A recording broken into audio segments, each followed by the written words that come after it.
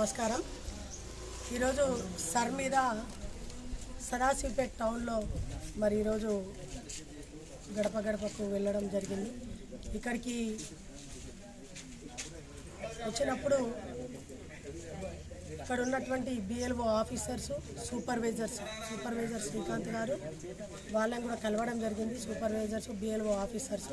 మరి ఈ యొక్క పోలింగ్ స్టేషన్ 172 పోలింగ్ స్టేషన్లో 1374 ఓట్లు ఇక్కడ ఉండడం జరిగింది. దానికి కనుక 1054 ఫామ్స్ ఇప్పటి వరకు ఇవ్వడం జరిగింది.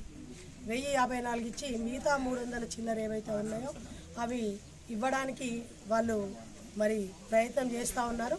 కొంతమంది రెంటర్స్ ఉంటారు కాబట్టి రెంట్కుండి ఇండ్లు మార్చి కిరాయికి ఇక్కడి నుంచి ఇంకో దగ్గర పోవడము అట్లా పోవడం వల్ల ఈ 354 కూడా మరి తప్పకుండా ప్రయత్నం చేసి ఇస్తామని చెప్పి ఇప్పుడు బిఎల్ఓ ఆఫీసర్స్, బిఎల్ఏ2లు వాళ్ళు కూడా చెప్పడం జరిగింది.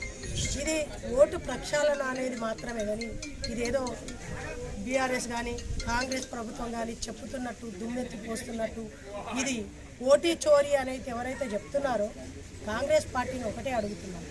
ఓటు చోరీ చేస్తున్నారని చెప్తున్నారు కదా, ఇక్కడ అధికారంలో ఎవరున్నారు?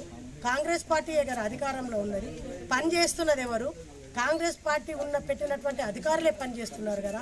కనీసం వాళ్ళు న్యాయంగా ఇక్కడ ఉన్నటువంటి బిఎల్ఓ ఆఫీసర్స్ కానీ అధికారులు కానీ ఒక న్యాయంగా పని చేస్తున్నప్పుడు వాళ్ళని గుర్తించడం నేర్చుకోండి. కానీ దుమ్మెత్తి పోసి ఏదో రాజకీయం చేయడం కోసం ఓటు చోరీ అని చెప్పి మాట్లాడడం కరెక్ట్ కాదు. ఇక్కడ ఉన్నటువంటి ప్రతి పౌరుడికి కూడా ఓటు హక్కు ఉండాలి.